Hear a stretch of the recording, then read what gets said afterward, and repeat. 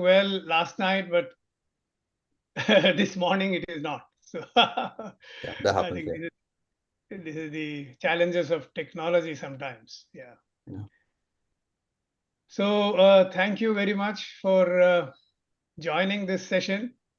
And I think we have the audience just logging in. So with your permission, um, I will start the session. So, ladies and gentlemen, good evening to those of you who are in India, Japan, Europe, and good morning to those who have joined us from the American continent.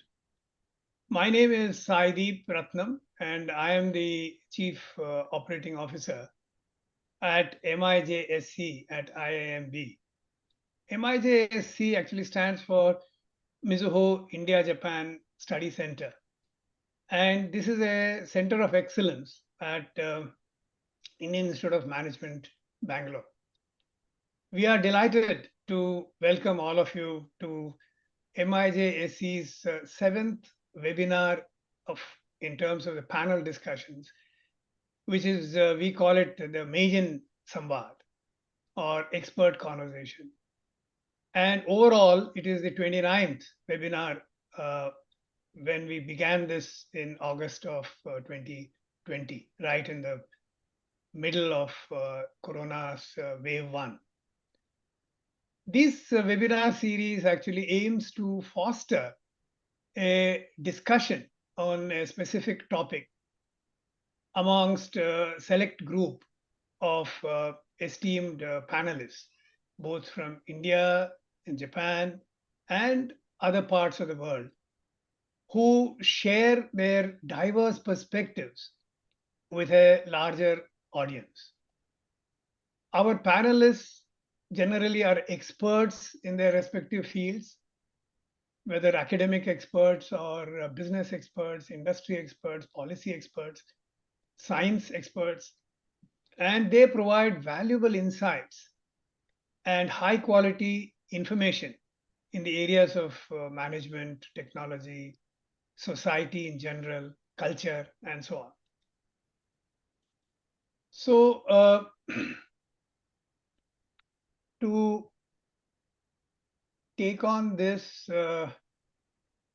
before we go straight into the discussion, let me give you a brief intro about our center. And MIJSC, as I said, was a center of excellence at IIM to serve as a facilitator for many collaborative initiatives amongst academia, industry, government agencies of both countries, India and Japan. The focus of this center is primarily to strengthen India and Japan bonds by promoting academic, industry, and societal linkages. With that brief intro about our center, let me give you a brief intro to the speakers of today's panel. Our two panelists, the first panelist is Dr. Yasuhiro Kotera. Dr. Kotera is a associate professor in mental health at the University of Nottingham, UK.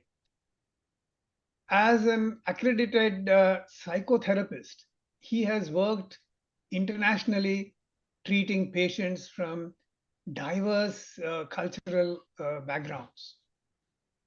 His research area is CROWN, CROWN, which stands for Cross Cultural Wellness. Very interesting acronym. And his research actually focuses about on people feel well concepts or aspects in different cultures by focusing on constructs such as today's topic, Ikigai, and triggers self compassion and quality of life improvement of people across various cultures. To live well, it is important to reduce negative symptoms, but also it is important to maximize positive mental resources. And this is the focus of Dr. Kotera's lifelong endeavor. He has published more than 200 academic publications evaluating mental health cross culturally. So we were very lucky to have a academician who has such a interesting background. And our second panelist is Dr. Ramya Ranganathan. She has many roles and many identities. She's a poet, she's a parent, she's a professor, and also a philosopher. She advocates inner sovereignty and outer excellence, and practices and teaches an inside out approach for empowering leaders and change makers. She is, her background is IIT Madras, IIM Ahmedabad, and also a PhD in organizational behavior from London Business School. Her contributions to higher education in India have been well recognized over the years, both at the governmental level as well as by the academies. She has taught at IIMB for over a decade. She has a very rich corporate experience. She has worked in ICICI, Infosys, Citibank, and so on. And she's also an author of a very popular book called I Am Choosing Life. So, apart from being a life coach and a trainer, she runs a YouTube channel and has created a platform which some of you may like to see. It is www.craftingourlives.com. Craftingourlives.com. CRAFTINGOURLIVES. So she's helping people to craft their lives. And in this forum or in this platform, she shares the work that she has been doing. The panel presentation for today's very highly anticipated webinar is Finding Your Ikigai. Is it actually possible, and is it even desirable? Slightly provocative title, because we wanted to explore the depths of research of these two experts who have joined us here, and which this exploration will hopefully help us to understand this concept and make our lives better. To give you a very brief intro, of course, the two speakers will give you a deeper insight. But over the centuries, the idea of seeking personal fulfillment and meaning has been intriguing people. Ikigai is one of the concepts that stands for this aspiration. It is explained as a reason for being because it is the place at which one loves doing something, is good at something, doing that thing, and the world needs that very thing. And of course, one gets paid for it. So, this is the Venn diagram which Dr. Ramya will explain in her talk. But the process of finding one's ikigai allows the person to live an ideally balanced life without any dissatisfaction. Yet, most of the time, it is a messy, complicated, and unresolved. Hence, the quintessential question: is Ikigai a destination or is it a path? So, let us explore this with the two experts that we have today, because this is a question we are going to explore in detail, amongst other facets, of course, of Ikigai's character and applicability of this ancient Japanese concept in the context of modern world's dynamics. We plan to take a closer look at this multifaceted phenomena and determine whether it is possible to find Ikigai and whether, of course, is worth pursuing it. For some, it is clear that after some time, life should be filled with harmony and satisfaction. But for others, it's a process that never ends and continues to evolve as new challenges and opportunities come along. So, by examining all these multiple angles, as well as relating to our own stories and experiences, we expect to provide a balanced view of Ikigai and how it can help to change our attitudes and approaches to personal and professional development and, of course, long term happiness. So, let us start with this short intro. I would like to welcome both the panelists to this forum, and I will set the context for the discussion for today. Each panelist would present his and her perspective for about 15 minutes. This would be followed by a discussion, which I would be moderating. And the panel have agreed to take questions from the audience at the end. So do type in your questions as and when they occur to you during this discussions. And the sequence of presentations, Dr. Kotera, and then followed by Dr. Ranganath, and of course followed by a discussion, forum discussion. So without further ado, it is my great pleasure to invite Dr. Kotera to share his valuable insights and expertise with all of us. Over to you, Dr. Kotera. Okay, thank you very much. Thank you very much. Okay, great. So, first bit is my talk, and I'm gonna give a talk about 15 minutes. So I'm gonna share a slide with you. Yes. Okay, okay, okay. Can you see this well? And also, I'll put this as a presenter view. Yeah. Okay. Can you see the screen only? Yes. Okay, okay. Not the notes I wrote. Uh, I hope it is, that's for myself. no, that is also visible. Okay, Uh, so notes are visible as well. yeah, yeah. Okay, okay, that's fine. Then I'll change it to a regular presenter mode. I mean, Yes. I remember notes pretty much Yeah. everything. So Now this is good. This is good. okay, okay, okay. So maybe Yeah. this is better. Perfect. Perfect. All right. Perfect. Thank you. Thank you for your introduction. And yeah, so Ikigai, possible or desirable. My name is Yasuhiro Kotera. I'm associate professor in mental health at University of Nottingham in the UK. So yeah, I think today attenders are coming from anywhere in the world, and I believe in India now it's 7 p.m. Yes. And in the UK, yeah, in the UK it's 2:43, 2:43.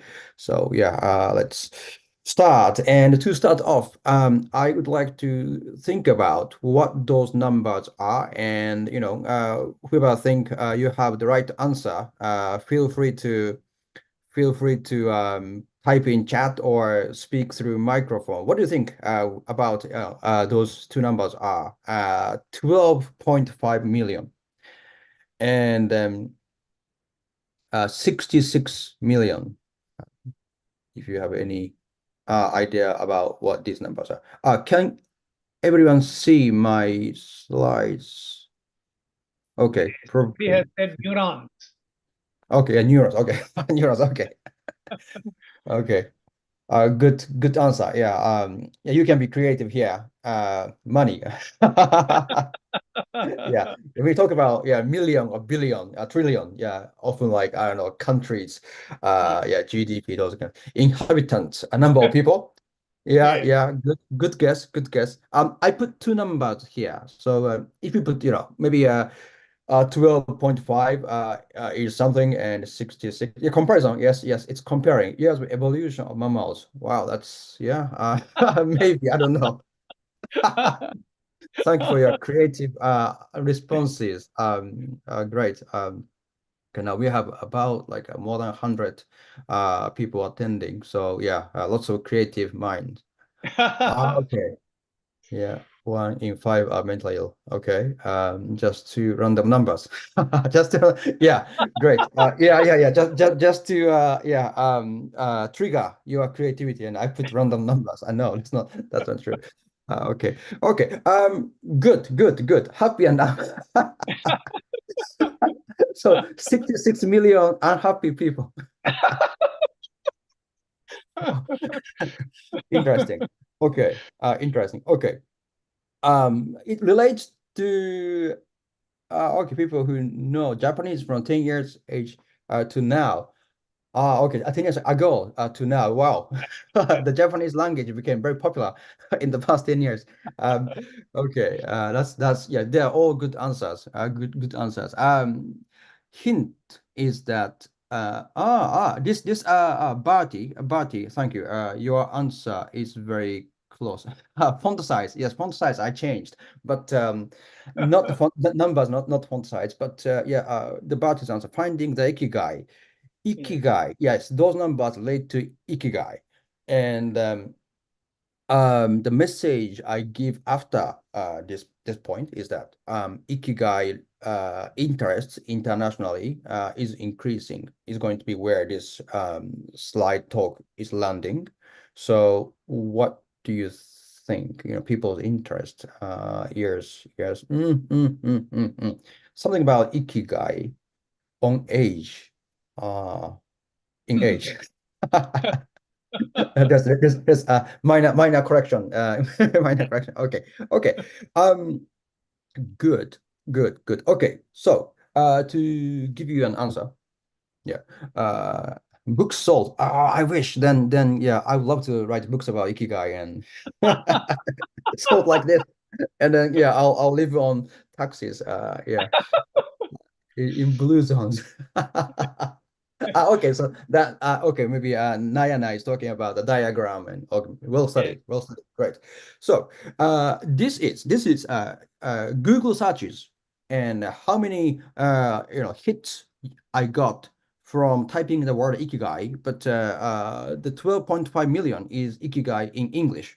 So I type in IKI G Ikigai GAI in Yeah. Google search, and I got 12.5 million hits, and 66 million is that I type in Japanese, I see. and then got to 66 million. So yeah, I mean many more in Japanese makes sense, but in English language, yeah, 12.5 million. And then I'll show you next figure that shows increasing interest worldwide.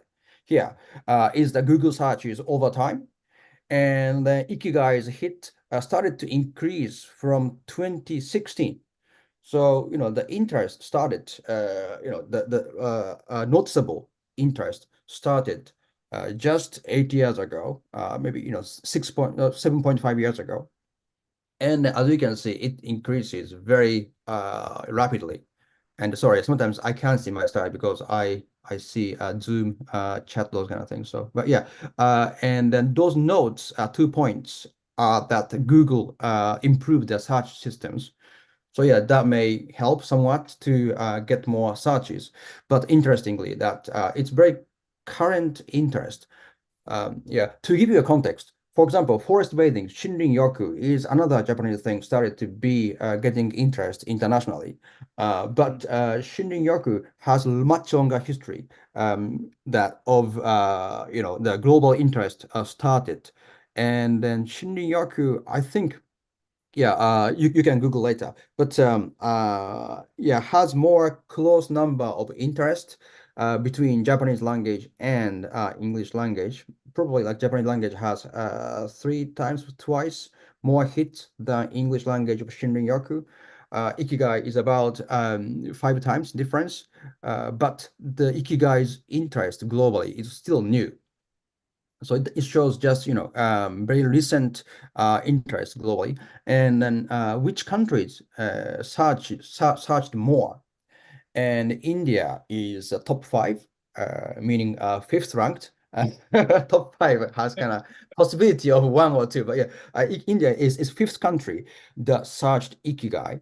And the top countries, Singapore, Philippines, Nepal, Kenya, I think, and India comes fifth. So yeah, those are, particularly interested in the concept of Ikigai. So yeah, the bottom line, as I said earlier, is that international interest, global interest of Ikigai is increasing, and probably those who have come to this webinar probably have more strong awareness of Ikigai, or maybe practice Ikigai in daily life. So yeah, that just shows that yeah, those interests. And then to just introduce myself quickly, that yeah. My research area focuses on cross-cultural wellness, and then I research about how people feel well across cultures. And then, yes, it's not only about reducing negative mental health symptoms, but also maximizing quality of life is very important, and that's a very under-researched area. And in my private life, I am father of triplets plus one. So we have big boy and then, yeah, triplets. So yeah, having very eventful family life. And those two images I attach are research groups I joined. So in University of Nottingham, I belong to a recovery research team. Recovery research team focuses on this mental health recovery, how to maximize quality of life, or concepts such as Ikigai, and we do research globally. And then bottom picture is that REACH, that's a research group I lead. And here again, that the cross-cultural element is very focused on. So yeah, those are areas of my research. And yeah, probably it comes just natural that the Ikigai is included when thinking about maximizing quality of life. And then to give you some um, findings of my research, that you can see that there are several papers specifically focusing on concept of Ikigai. And there's a book about Ikigai and reporting psychological understanding of a life worth living. And we report that health benefit of Ikigai. For example, probably many of you already know that those who have high level of Ikigai also reports good understanding of themselves. Self-awareness is really high. And also stress coping is really high. And then the longevity of life, longevity, how long you live. Yeah, those with Ikigai live long. That's the originally, yeah, one of the original work that Western researchers started to be interested in. That people in Okinawa, for example, live longest in Japan, which who live longest across countries. And then people in Okinawa have a sense of Ikigai. Yeah, very interesting that people in Okinawa, Okinawa is known as alcohol culture. They drink sake a lot, which is not healthy, but still they live very, very long. And because they Ikigai is in their daily life, so they feel Ikigai in daily life. Yes, Catholic Kampai. Yes. Okay. Sake, yeah, great. So yeah, those kind of things we report in this book. And other things that to measure Ikigai, there are several established scales in the Japanese language. So we translate that into English language, and it's being used well. And then, yeah, scientific study of Ikigai and mental health, mental distress, yeah, they are significantly associated. And also well-being. Those who experience Ikigai tends to have higher well-being. So these kind of things we find through research. Bottom line that, from this is that mental health and the health benefits of Ikigai is large. And also, we didn't see any adverse effects of experiencing Ikigai. So yeah, it's a good concept, but it doesn't mean, that directly benefits you. The people who practice Ikigai needs conscious effort or behaviors to embed Ikigai in their daily life. So that's the part that yeah, we are going to experience a little bit in the remaining time. Yeah. So yeah, okay, let's move on. So Ikigai, one definition is that experiential everyday life phenomena. Um, that relates to reason for your being. That's the original definition that Dr. Meiko Kamiya, who is a psychiatrist, uh, gave. She is a multilingual yeah, speaker, and she was thinking about something that can express in the Japanese language a unique concept. And she came up the word ikigai. That was 1950s. She was treating patients of Hansen disease. Hansen disease, yeah, I think it's in English called leprosy or something. Back then, it was regarded as fatal disease. And then when she was working with patients, there are two groups of patients. One who feel depressed and then have no energy, and then those who, thank you, yeah, leprosy, thank you. Okay, yeah. Yeah. So yeah, one group is that who died early, and the other group who are very energetic and also find some passion or purpose in life, and those who live longer. And then, yeah, she conceptualized this concept, this difference in people as ikigai. Those who live longer tend to have this ikigai, that meaning, everyday life phenomena of meaning in life more. And then, yeah, ikigai started. So, yeah, in Japanese literature, the original work of Kamiya that was published in 1966, you can see that she talks about this concept of ikigai. And then to see this word more specifically, the ikiru means living, and the gai is a kai, but when it's combined with another word, it becomes gai, and the worth or value, reason, or meaning. So yeah, this guy we pronounce kai when it's used standalone is used something like there was kai for my long-term effort. So if you feel your effort paid gets paid off well, you say, oh, there's a kai, there's a kai for it. It's kind of, yeah, still, I mean, it's a kind of common Japanese phrase. People say that. An origin of the word kai is that able to be a replacement for something. So ikigai is that, to be a replacement for living, for the time of your life. So you feel that your time of life is spent well. So that's yeah, where originally the word kai is from, and it became ikigai. The kai is used with other words as well. For example, hataraki gai is worth of working, meaning in working, or yeah, manabi gai is that worth of learning. So when you feel that, it's something that meaningful to do or valuable to do, people say ikigai, yarigai, or hatarakigai, those kind of things.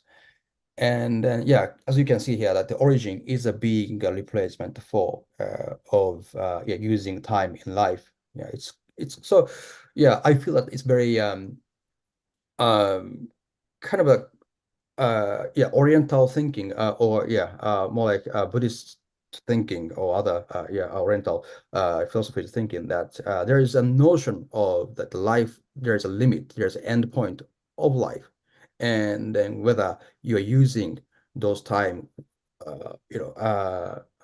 worthwhile or not. That kind of question, I can see in this definition that being replacement for something, big replacement for using your limited time in life. Uh, that's where this kai is from. So there are other words using this kai that gives you more context. That the kai gai shi is that dedication for something. So here it's used as more value or meaning kind of sense. So after school, that boy took care of his grandma. How kaigaishi. Yeah, a kaigaishi isn't as commonly used as the word kai, but still, kaigaishi is often used, and it's dedication for someone. So that's a valuable aspect. Interestingly, that dedication for someone is derived from the word valuable, meaning I think here it's another cultural connotation that in Japanese culture back then, where the word was made, that there's value on dedication for somebody. And then this makes me think about fa most favorite stories, fables in Japan. Uh, uh, is a crane's returning favor when crane saved by old couple, and then a crane makes some beautiful kimono for the couple. That kind of story is very popular. And then top three of those Japanese favorite fables are all about returning favors and making connection, that kind of thing. So I think that kind of cultural value is in this word of kaigaishi or kai. Let's see. So ikigai in everyday life, so that and a more recent version of use of Ikigai is that Ikigai is about you notice Ikigai in daily life in anything you do. So I think this noticing is very important. So yeah, ikigai being everyday phenomena that it doesn't have to be extravagant, a very different thing you do in life. You can notice it in your daily life. But question is, do you notice it? Do you engage your mind to notice it?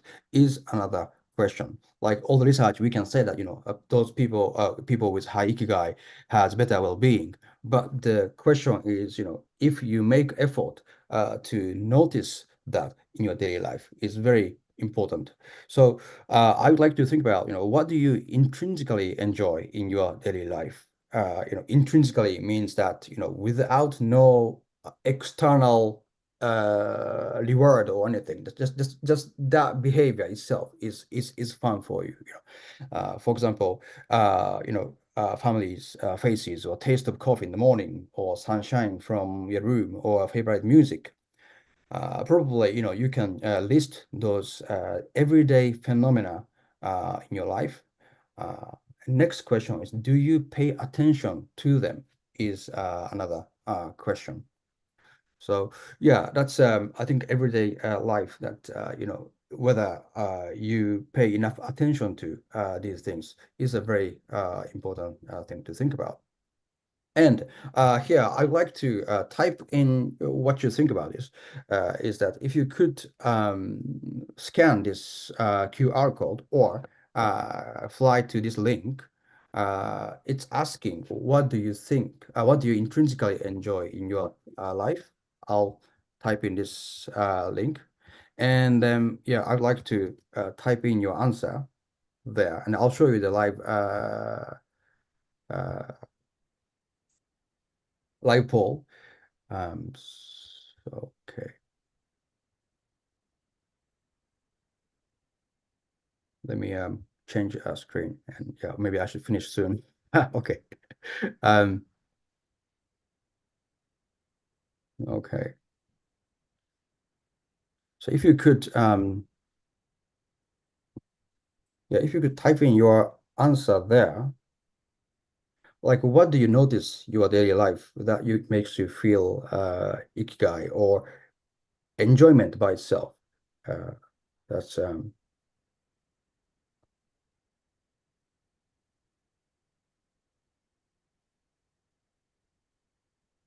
Made a poll. Is the poll working? Or yes, the link is there. Yes, I just type in link. Okay, I can do it again.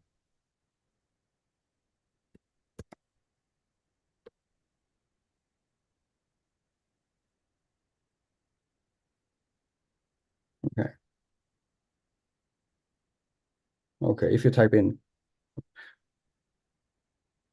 okay. Maybe the link isn't, yeah, working much. If you struggle to link, maybe you can type in to the chat. Yeah, many of you are very engaging and active typing, so that's good as well. Yeah, so nature, or children, or music, these kind of things is good. You can Yeah, put this in the chat box if not. yeah. Yes, sir, we have put it into the chat box and it is for everyone. Yeah. Yeah, yeah. Thank you. Yeah, I don't know why the results not showing.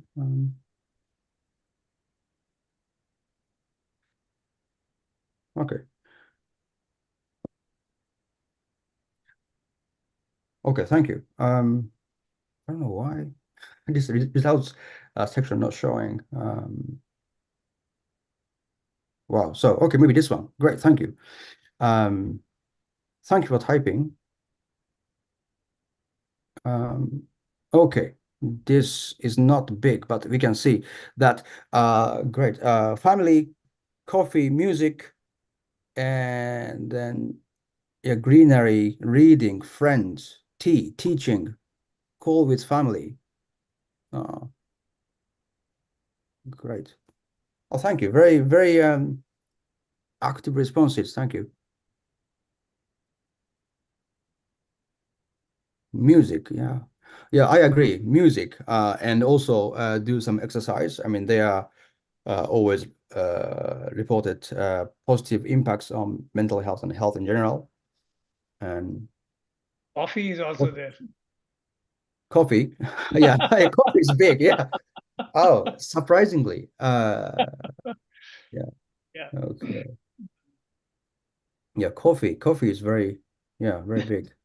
The more, the larger fonts and also the more center the word comes, that means more votes the word's got. So, Varsha says it hasn't strange. Sorry, Varsha, I don't know why it's showing that to you.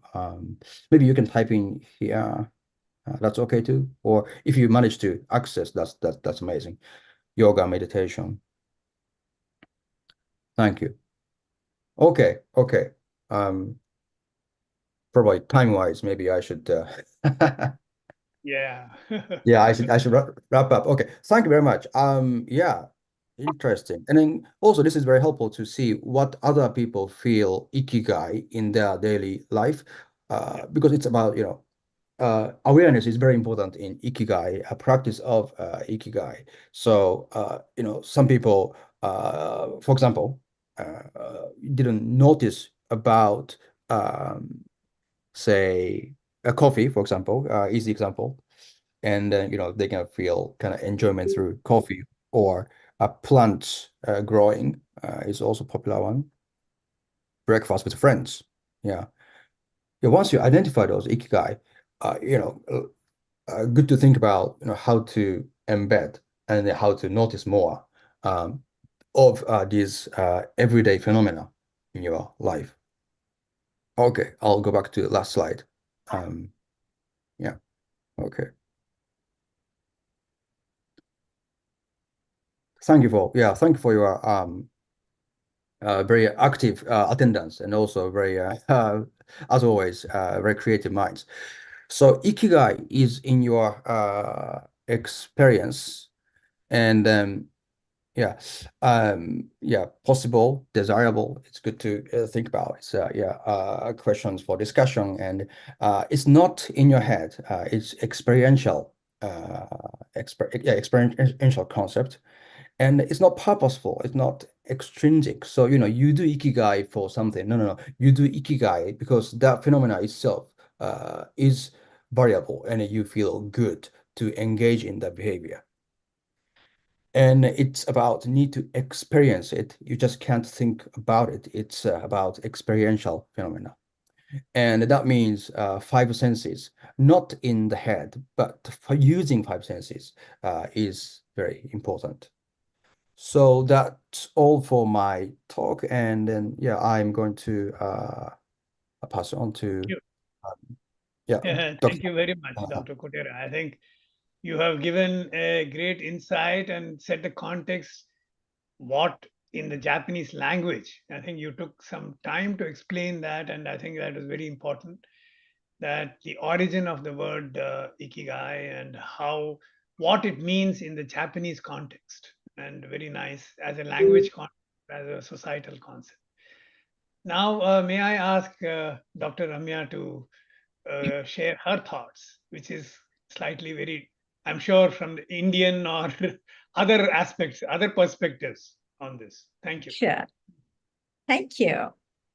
So, hello, everyone. And, I think that was a wonderful introduction to Ikigai by Dr. Kotera. And we got the definition, we got the theoretical understanding, and I think we really got the right understanding of it as a lived everyday concept that it is.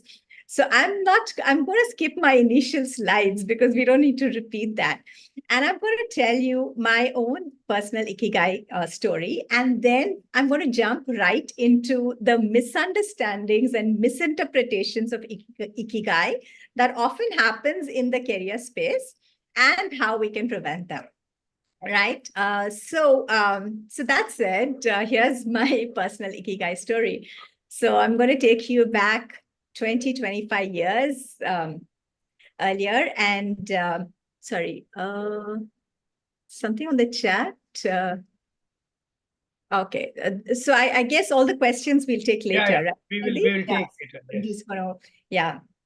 Okay. So I had landed a job which had, all the tick marks from the external place. So I had, I had the IIT and the IM, the two big successful tags in India in terms of education, landed a wonderful job from the outside, which everyone thought I should be very grateful for.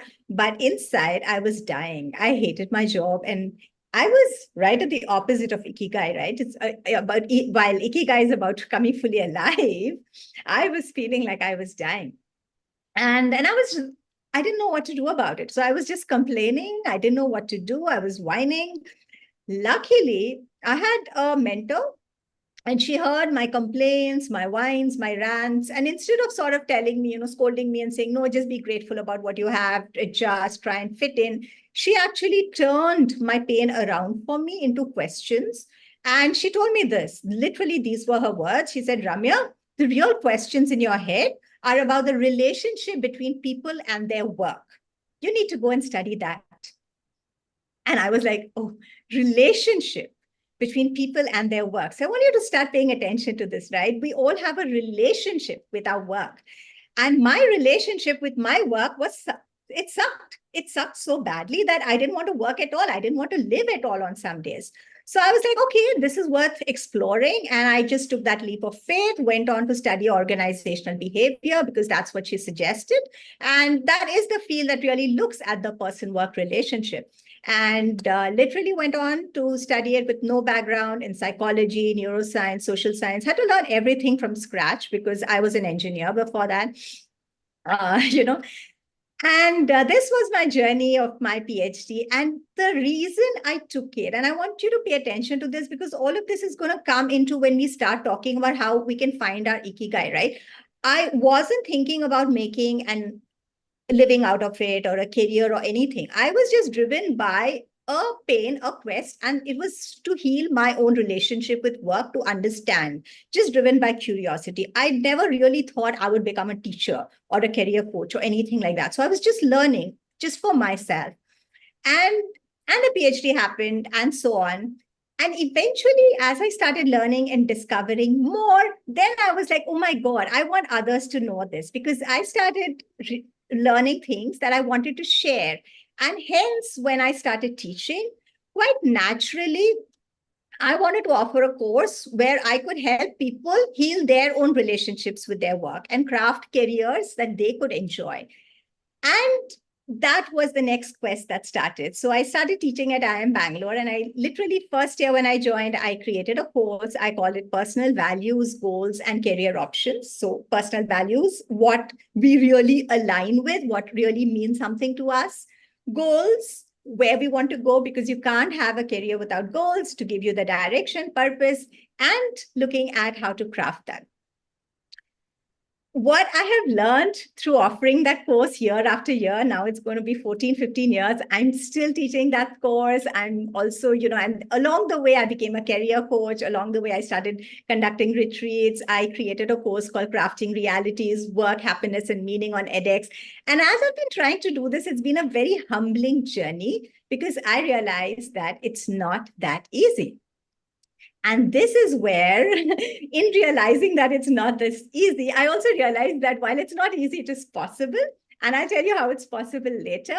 But first, I'm going to tell you why it's not so easy. And for this, I'm going to bring up the very popular Ikigai model. Okay. And so to just complete my own journey, very funnily, what has now happened is that my Ikigai seems to be to help other people find their Ikigai, except I've realized that it's not a finding journey, it's a creating journey.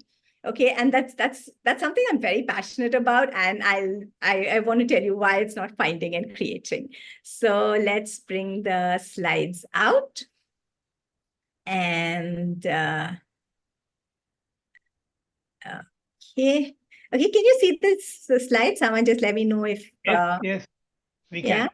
And is it as a slideshow? Okay, so we'll skip this. So this is my journey. We all know the meaning of Ikigai very well now. It's really our reason to live. So this is the technical. Now this.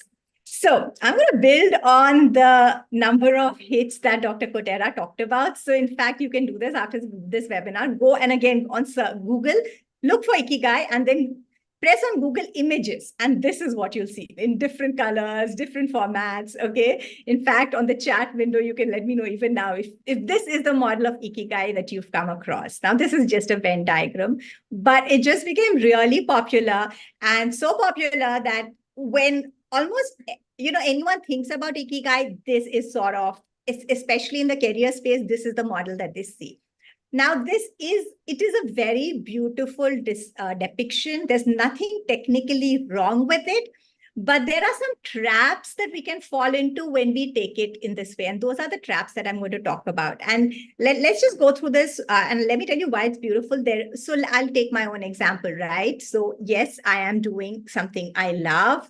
I'm being paid for it as a career coach, as a career alchemist. The world needs it. Absolutely. People need it. And am I good at it? Yes. Along the way, I've discovered that I'm good at teaching. I'm good at training. I'm good at coaching. So this is Ikigai.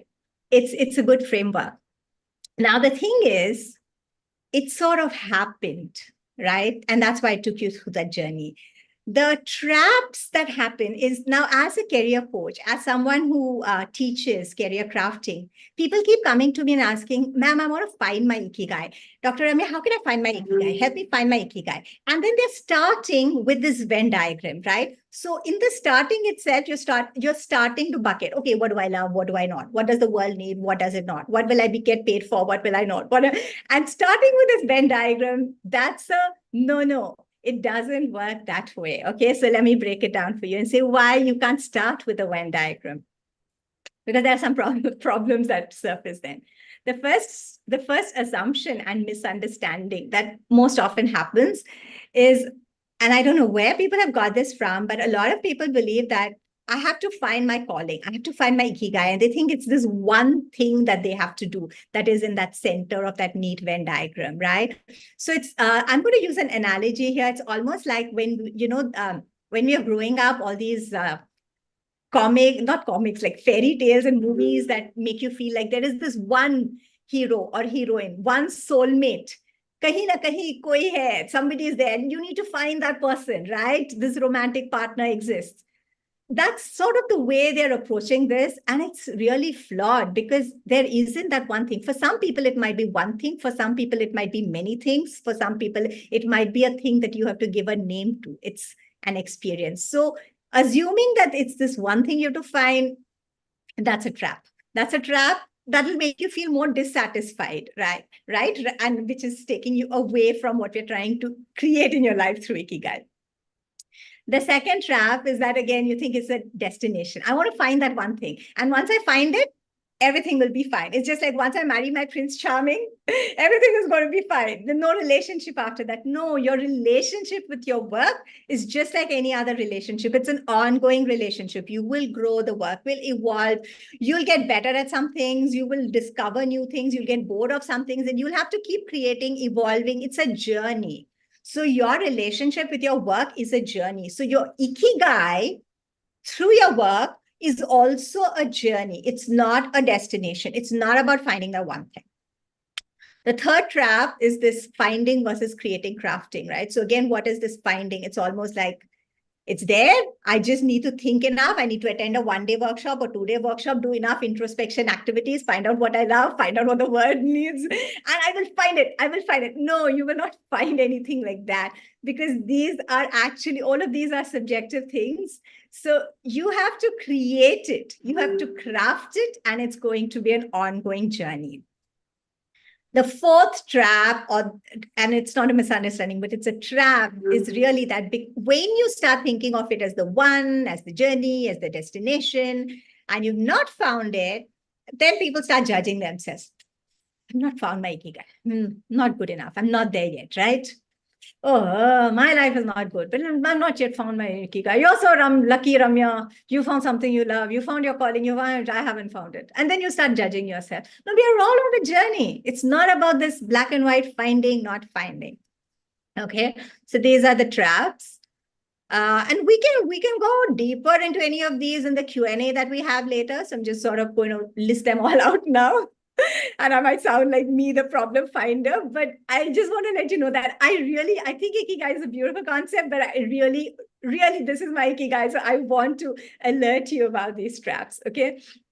Okay. And a few more, the problems with the Venn diagram oversimplification. And maybe for this, what I'm going to do is bring the Venn diagram back up. And so you can just read these 3 points quickly, and then I'll explain them with the diagram on the screen. Okay. Okay, so here's an assumption. So if you start looking at this Venn diagram and then try to reverse engineer to find your Ikigai, what happens is, now first, let's take the first one, what you love. Here's an assumption that I love some things and I don't love some things, and I have to only do what I love. Breathe in and breathe out. You may not like what I'm going to tell you here, but it's always going to be a combination of doing things you love as well as loving what you do. So I'll give you my own example. I love teaching. I love training. I love coaching. I'm also running a business, but there are parts of my work that I don't love. I still have to do them. I have to do the accounting. I have to do the finance. I have to do the grading when I teach. I actually don't like getting dressed in formals and going when I have to go and speak, but I have to do that. So it is, there are always going to be elements. So this whole what you love, and I've seen people fall into this trap, is it's important. It's important to not completely ignore what you love and only be, do toiling away at things that you don't like, and sort of, I get that. But it's also a problem if you say, I will only do what I love, because as human beings, we are also capable of learning to love what we are doing for the bigger purpose, or for the sake, or in the larger context of what we love. An example that will really hit home with all the parents is when you have babies. Most parents don't like changing diapers or getting up, being woken up in the middle of the night by a crying baby, right? There are lots of aspects to parenting that are not really task-wise things that you love, but you love the child. And so you do all of that. That's how it's going to be with your work and career also, okay? So really, so that is something we don't want to fall into a trap. Let me tell you this other one. I wish I could see your faces. I just want a thumbs up from people that I can go to the next point. But second thing, what the world needs. This is not black and white. Again, favorite example, Steve Jobs. I mean, Apple, right? We didn't know we'd like these kind of beautiful technology till they actually created it. It's really... It's not going to be possible always for you to say the world needs this or not. So many times what you need to do is you do what is bringing you alive, what makes sense to you, and then you start offering it to people, and very often you see that there are people who need it, right? So if you sort of, and I've seen, because I'm a career coach, right, I've seen people make these mistakes, which is starting out with, oh, I love doing this and I'm good at this and all of that, but people don't need it. Like, don't conclude that. Don't conclude that right away, right? Don't conclude that. Don't prejudge. Let's look at the next one. Same thing. What you can be paid for, prejudging. Oh, I love telling jokes, but people won't pay for it. Try it, right? I love doing this, but people won't pay for it. And if you sort of, start putting all these conditions of, right from the beginning, you're left with a very small experimental zone to actually start working and honing your craft and creating an offering, and then seeing, will people take it? Will they actually value it? Will they see the benefit and then realize that they need it? And then, therefore, will they pay for it? Because frankly, people will always just pay for something if they see a value in it and if they derive a benefit from it. And you would not know that out until you have tested it. And you would not be able to give good value to people until you have honed your craft. And you would not have honed your craft if you've not been at it for some time. So I could start making money out of coaching and training in the way that I'm doing now after 15 years after I've honed my craft. Before that, I was speaking for free. I was teaching for free. I was coaching for free. And I was getting better and better and better and realizing what people need and creating things that can add value. And now I can charge money for it and people will pay me. But 15 years ago, if I'd said, will people pay me? No, they probably wouldn't have. And they were sensible not to have, because I wasn't good at what I was doing. And then if I just stopped saying, oh, no, there is no scope in this. That's the mistake people are doing, right? When you get into these criteria at the start, rather than letting these criteria evolve as part of your journey. Last one, my favorite, what you are good at. I'm a huge advocate of the strength-based approach. Yes, we want to use our strengths. We want to use our talents. We want to use the things we are good at. We want to use our gifts. But, hey, we can also get better at things that we're not good at in order to support the work that we want to do. It's like the changing diapers bit, right? The growth mindset versus the fixed mindset. And the downside of this, again, I've seen this in a lot of people who come to me for finding their Ikigai and help with finding their Ikigai, is, I'm good at this and I'll do just this. No, you're good at it. So you see how you can bring these gifts to life and use them. But there might be some other things that you have to do as part of turning that into a monetizable, contributable, career-based offering, which will involve some things that you're not so good at. And you know what? You can learn it. You may not become great at those, but you can learn. So again, a combination. So embodying that growth mindset, believing that we can always grow. And of course, we might grow this much in some areas and this much in some areas, knowing that, but not just sticking, saying, I will only do what I'm good at. Okay, so these are the traps that I see here. So now, okay, so that's what's on this slide. So now you might ask me, okay, I might just sound like this whole pessimistic person here saying, don't go with the Venn diagram. I am saying don't go with a Venn diagram. You can use the Venn diagram once in a while to sort of say, okay, fine, this is how it feels like when it actually actualizes. But how do we go? Is there a process? Yes, there is a process. And this has been my own journey, my own, like I told you, I have been experimenting and trying with tons of people, and all the people before you have been guinea pigs in some ways, and the process has got better and better. And this is what I've discovered. I've discovered that before we can do the finding, the searching out there about that job that we will love and to be doing things that we're good at and that will pay us. There is an outer search. There is some inner work that we need to do first. And I'm going to use the same example that I used before about a romantic relationship. So before, you can be hunting for that perfect partner, the one who will make you feel alive, just like you want that one job that will make you feel alive, hunting. But you just stand a much better chance of actually getting that relationship if in order, along with that external hunting, searching, finding, you also prepare yourself. And this inner work of preparing yourself, it's work. It's enjoyable work, but it's work. And this is the inside out crafting process. Okay, so I'll just take you through. These are actually I call them modules, or the big pictures, or the aspects of inner work that you'll have to do. Obviously, I'm not going to tell you exactly what you have to do in each one of them. Like it's like each one could be a half-day workshop by itself, but just the areas. So the first part of inner work is changing our mindset when it comes to work, right? Embodying a hero's mindset rather than a victim's mindset, or a slave mindset at work, or a baby entitlement mindset, which is I want this, I want that. That's a baby mindset, right? So changing our mindset, that, and practicing that hero's mindset.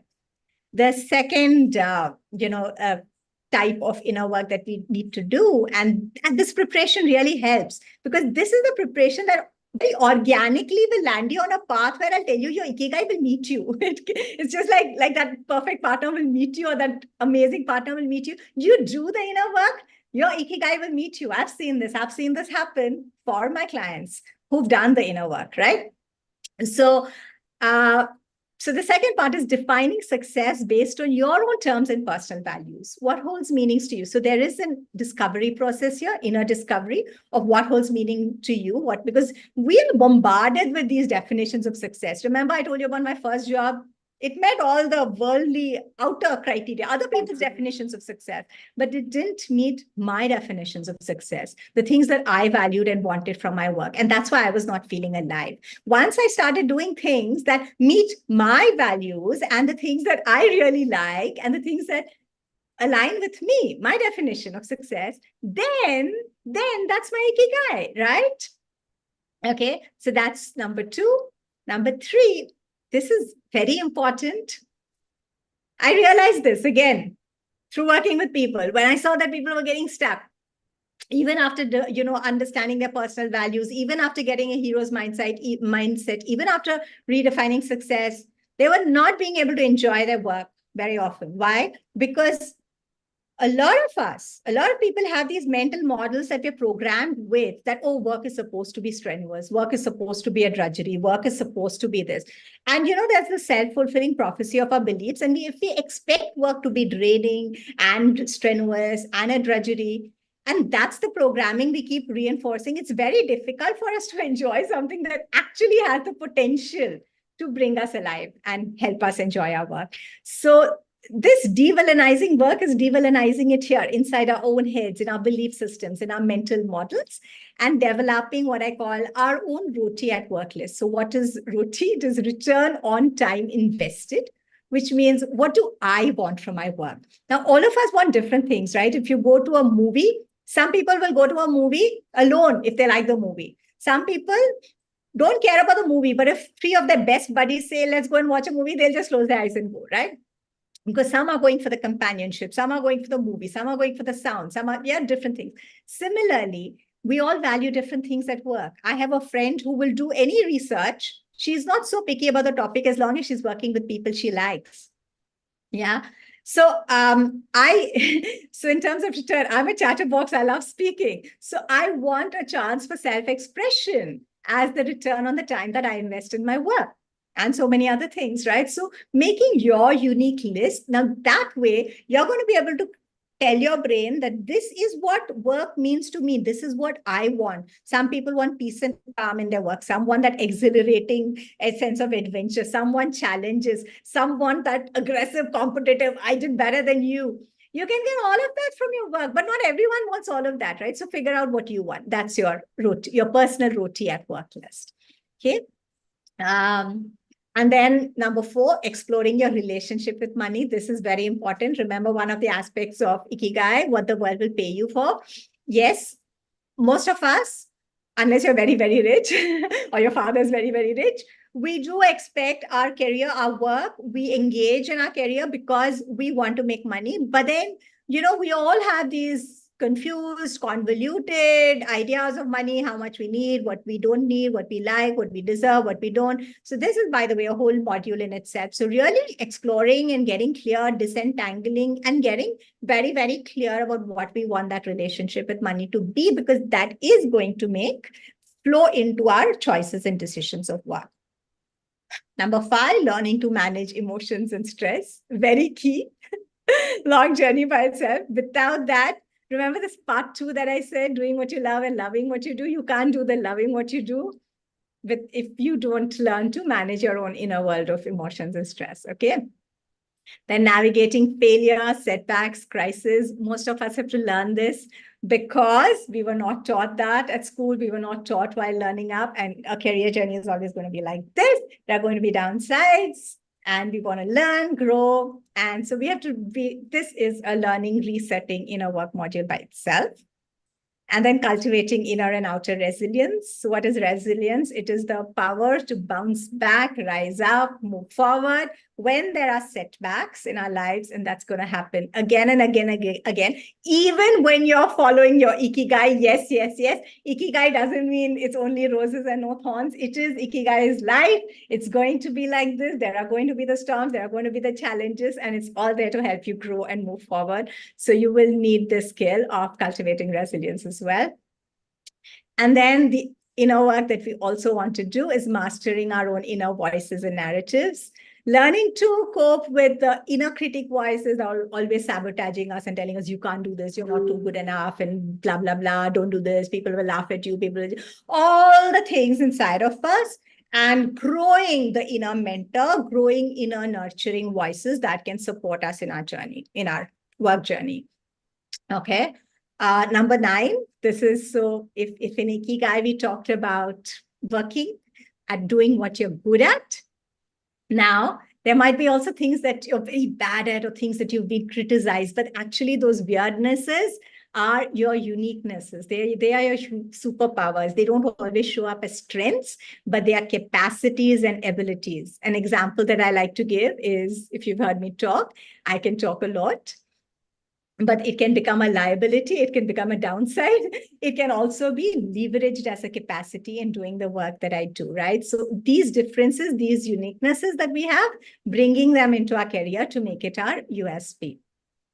And finally, learning to set goals and visions that are in line with what you want to do and take your journey forward. So now this is like, think of it like the menu of the inner work. And doing this and then supplementing it with the outer work of looking for opportunities and looking for places. Okay. So that's a summary. I think in the interest of time, I'm just going to sort of maybe skip these and bring them up if they come up. We will do that in the discussion. Q&A. Yeah. Yeah. So you can just, yeah. Thank you. Sure. Truly appreciate you taking us through your 10-point agenda for finding or crafting your Ikigai. So, ladies and gentlemen, you have seen very different approaches by these two researchers. One saying that it is an experience, that means you don't use your frontal lobe. The other looking at slightly differently. So the discussion will be very interesting to see what and how these two researchers see this. So my first question would be to Dr. Kotera. You have said that Ikigai is not a concept, but it is an experience, and that's what I understood. And you have looked at it from the, how do they call it, phenomenological and empirical viewpoint. But some researchers have argued, and I'm sure you're very much aware of that, that it remains difficult to translate, to define, and to formalize with regard to contemporary psychological theories. There are many papers on this, but one I'm talking about is one which came out in last year, 2023. Would you tend to agree with this more analytical framework rather than your experiential framework that you talked about. Thank you. Thank you. Your question. Yes, I mean there are many relevant theories from psychological field that raised to try to explain, how the mechanism of Ikigai works.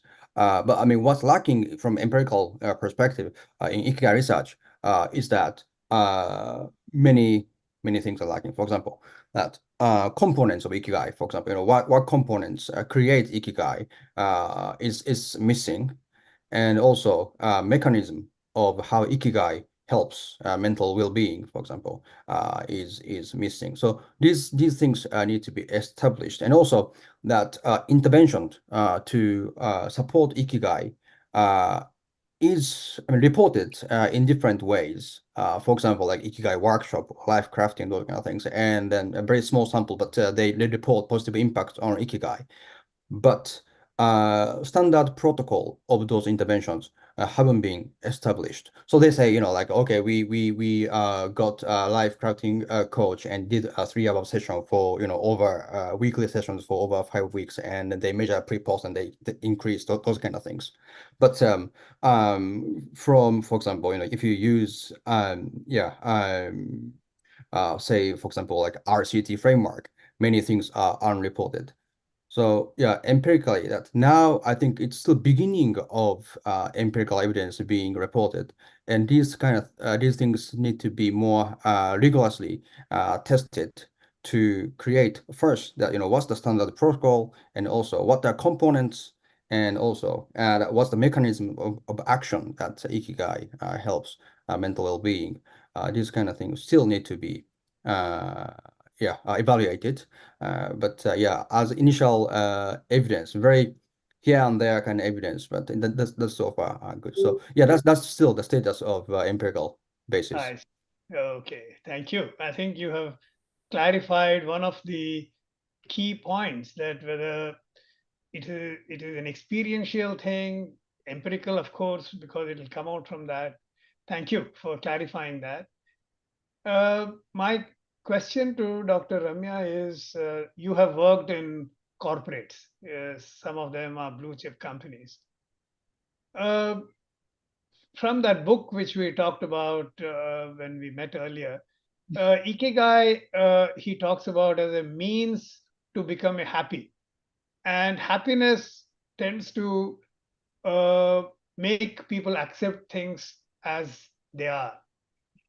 Would that imply, this is a slightly provocative question, but does that imply that employees would become less driven to achieve the organizational goals because they are happy, they will accept things as they are?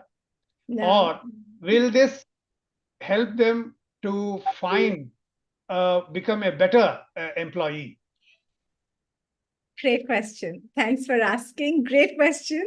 Because I also teach positive psychology. And this is a question that I get asked all the time, right? If we have happy employees, then are they going to stop striving? Are they going to stop, pushing goals? Are they going to start moving? So here's my answer. There are two ways of pushing goals or, pursuing our goals, making movement, working, right? One is when we feel threatened, we're like, oh my God, if I don't do this, I lose my job, or if I don't do this deadline. And we've been working so long in that model that we think that is the only way to work. But as human beings, we are totally capable of working and being highly motivated from another place, a place of joy, a place of inspiration, a place of I want to create, I want to explore, I want to see what. So when you go on a trekking adventure, you're moving, you're pushing yourself, you're climbing mountains, but you can really enjoy the journey while you're climbing the mountain also.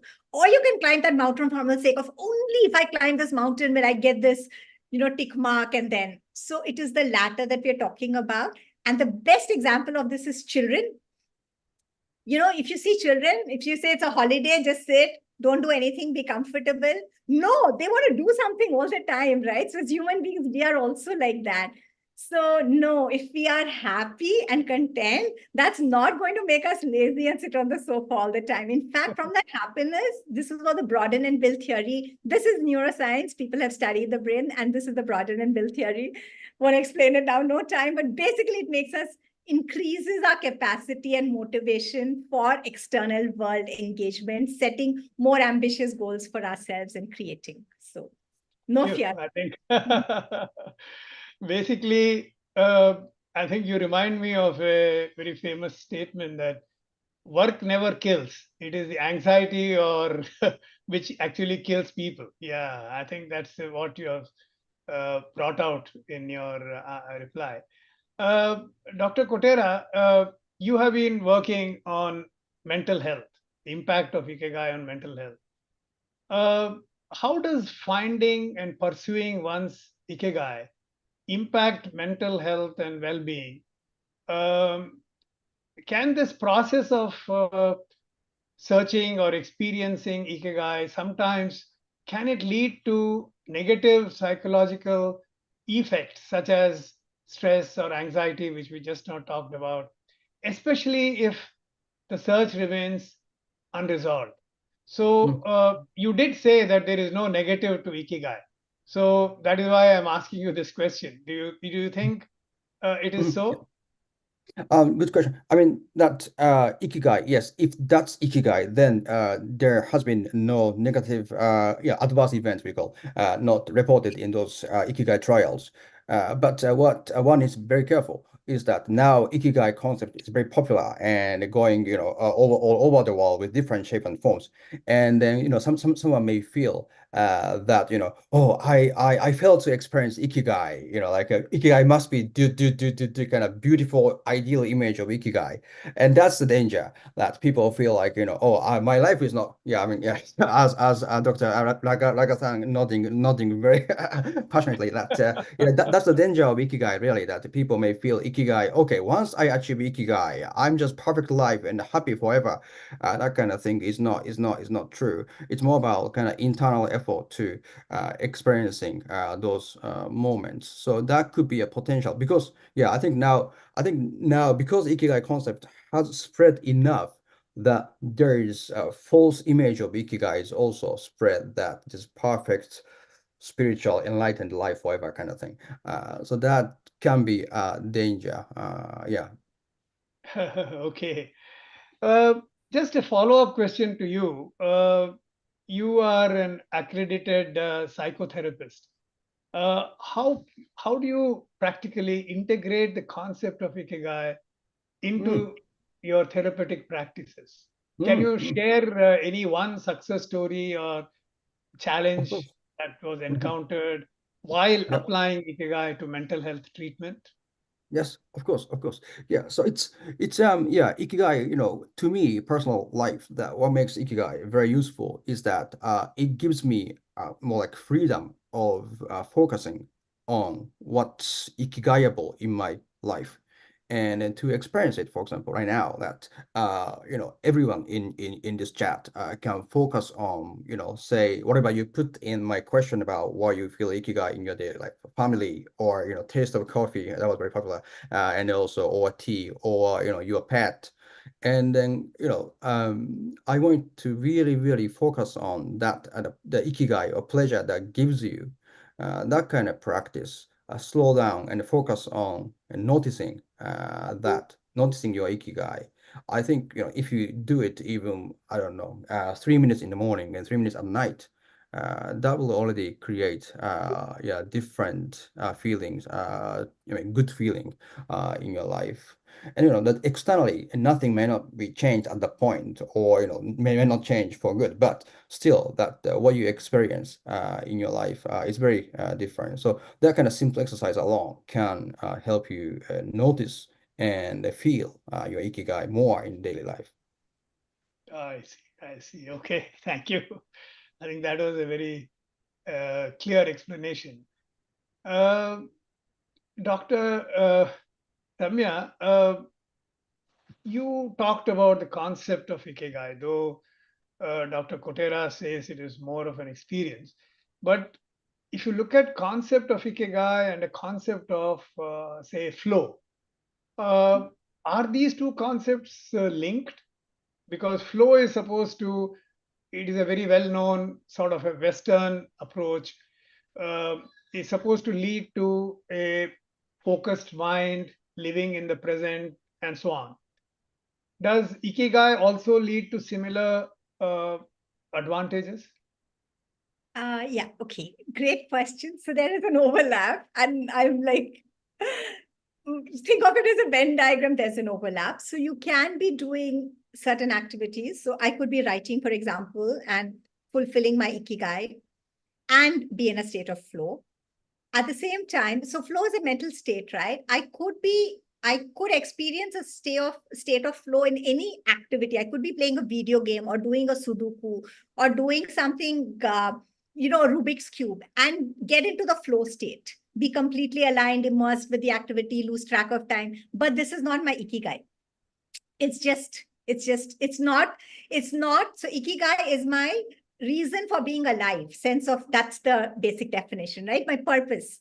So it's not like that. So I can experience a flow state just by playing a, a sport or something else also. But I can Right. also experience it through my Ikigai. Yeah. Right. And as part of living my Ikigai, there can be moments when I'm out of flow also. I see. I see. I see. Okay. Okay. I got it. So you're saying there are some elements. That is what you had said earlier, that there are some elements of work which may not be something that you love, but you may have to do it in order to achieve your greater goal or your And that's Ikigai. the part of your Ikigai. Yeah. Right. Right. Uh, we are, as as you are aware, we are running out of time. But one of the things, I don't know, Dr. Kotera had shared that the interest in Ikigai was very little till 2015, 16, and then it sort of took off. And we are all aware of that famous book by Garcia and Miralles, um, about how Ikigai can lead to long and happy life. And he talks about, in that book, they talk about the blue zone and so on. So, what is your take on this very popular book, to both of you? Because they talk about types of food eaten leads to longevity. Longevity is, in a way, implies happy life and so on. So, again, though Dr. Kotera, you did mention that research is still in the infancy. Is there any causal linkages you find between, for example, food eaten and longevity, or happiness and ikigai? So what are those elements? If you can start off, and then Dr. Ramya can supplement. So longevity and the Ikigai aspect. Yes. Your question. I see. Yeah. Right. I mean, it's still that, that this sample of people in Okinawa, that they live very long and they also experience Ikigai. So more evidence is needed. But what's interesting is that there's a documentary called Happiness, and they pick a group of people with different levels of happiness around the world. And interestingly, the unhappiest people and happiest people are from Japan, from their definition. And one is from people in Tokyo, who is working until 12, and then after work, finishing at 12, they go out with colleagues to have drink, and then they're drunk in Shimbashi station in Tokyo. And then oh, today is my wife's birthday, but I had to work, so I couldn't do anything, ha ha ha, kind of thing. And they catch it as unhappy people. And then they go to Nepal or those Thailand, those kind of places, happy people. Then coming back to Okinawa and happiest people again, and then talking, seeing people who are like 95 but still happy, and then going to community and then talking to other people, and yeah, we eat here every day together, those kind of things. And yeah, they live long, and the people in Tokyo don't live as long. And then so it's very interesting comparison because that's very less variables between those two to compare with. They are in the same country and the same cultural background, and probably similar dietary manners, but because of that lifestyle difference, how they live and how long they live are very different. So I think that lifestyle, how much they have this ikigai, or I mean, the video and also life in Okinawa people have more strong sense of community. That's very true, and that's very important. And then that's probably less embedded in Western individualistic culture. That's why probably they started to look at that. But yeah, so I think still research about this still needs to be explored. But yeah, I have an aunt from Okinawa. She's originally from Okinawa, and in I see. the lifestyle and also stress coping that she does is very different from people from Osaka, where I'm from, that more city people. So lifestyle and also way of life can be very different. So that's still very interesting too. So yeah, Thank you. more comparison is made. Yeah, so yeah, that's my take. Very good, very good. I think you said it that uh, within Japan, you took an example of Tokyo versus Okinawa. And so it is something universal. I mean, you can apply the Okinawa principles anywhere, uh, Mhm. of course, and create similar results. That's what you're saying. Uh, Mhm. Dr. Ramya, your Venn diagram, of course, you showed it, and then you said be careful That's about not it. my diagram. I don't like the Venn diagram. This is the original Venn diagram. Okay, popular diagram. Okay, let Yeah. me rephrase it. There was one question from the audience also that is it always necessary that one gets paid for? I mean, that part of it looked a little suspicious to some Yeah. people. No, it's Yeah, not at all necessary. And again, it's so if you have other means, if you have other money coming in from other sources, or money, you have a rich father, husband, brother, sister, or you've saved up. So the money is really not necessary at all. What is a necessary aspect is that you're contributing to others, and what sort of, because I look at careers. So I know this for sure, that when you contribute to others and when you create value, if you want to monetize it, you can. Now you can always choose to do it as an NGO that I'm contributing, I'm creating value, and I'm not choosing. But that ability to monetize is there, and that is linked to the fact that you're creating value for someone else. It's not that I'm just sitting and doing a flower arrangement that makes me happy. I'm just making, writing a poem that makes me happy. If that poem isn't uplifting another person, no one's going to pay for me, and therefore it's not monetizable. So I think yes, that I has got been sort of come into the monetizable aspect, but there's no compulsion that you have to make. In fact, one of the things that I do myself and I recommend to a lot of people is to have a portfolio career where you're doing multiple things. And in that, sometimes you can follow your ikigai in a couple of them, but not all of them. So you're doing some things which are, just for the money, and some which are more for the love and the passion and the contribution. You can totally have a portfolio like that and still have the benefits of ikigai, although you're not ikigaiing 24/7. And it's right. fair enough. It's fair enough. Okay. Uh, Another question, and then this can be the last one. Mhm.